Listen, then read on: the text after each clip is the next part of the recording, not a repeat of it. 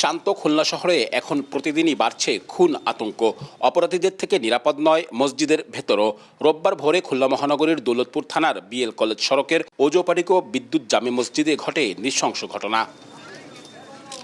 স্থানীয়রা জানান, রোববার ফজরের নামাজ আদায় শেষে মসজিদের ভেতরে কোরআন তেলাওয়াত করছিলেন খালিশপুরের উত্তর কাশীপুর এলাকার লোকমান হাকিম ও আলম শেখ। এ সময় দুর্বৃত্তরা মসজিদে ঢুকে লোকমানকে উদ্দেশ্য করে বেশ কয়েকটি গুলি ছোড়ে। এ সময় গুলিবিদ্ধ হন সঙ্গে থাকা আলমও। পরে হামলাকারীরা দ্রুত ঘটনাস্থল থেকে পালিয়ে যায়। আহতদের উদ্ধার করে খুলনা মেডিকেল কলেজ হাসপাতালে ভর্তি করা হয়। লোকমান হাকিমের অবস্থার অবনতি হলে তাকে ঢাকায় পাঠানো হয়। দৌড়ে যাওয়ার সময় মোড়েতে দেয় যে মুরব্বী আর একজন আহত হয়েছে, সে দৌড়ে যাচ্ছে।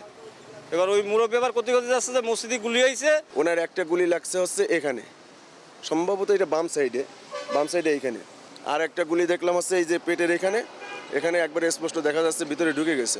মসজিদ ইবাদতের জায়গা, সেখানে এসে দুষ্কৃতিকারীরা যেভাবে মনোকান্তে ঘটনা ঘটাইছে, এটা আসলে এটা বলার কোনো ভাষা নাই। তাদের দৃষ্টান্তমূলক শাস্তি আমরা এটা এলাকাবাসী তার সবার একটাই দাবি। পুলিশ ঘটনাস্থল পরিদর্শন করে আলামত সংগ্রহ করেছে। ব্যবসায়িক দ্বন্দ্ব থেকে এ হামলার ঘটনা ঘটেছে বলে প্রাথমিক ধারণা পুলিশের। জড়িতদের শনাক্তে তদন্ত চলছে। কারা করেছে এ বিষয়ে আমরা মোটামুটি সিদ্ধান্তে উপনীত হয়েছি। আমাদের আভিযানিক দল বাইরে আছে, আমরা অচিরেই আশা করি ক্রিমিনালকে গ্রেপ্তার করতে পারবো।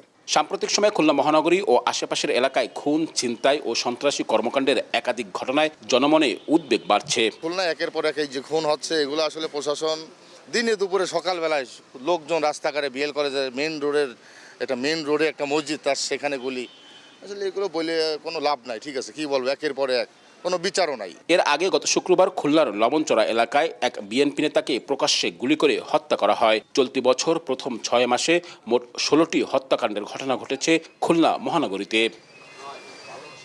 আব্দুল্লাহ আল মামুন রুবেল, সময় সংবাদ, খুলনা।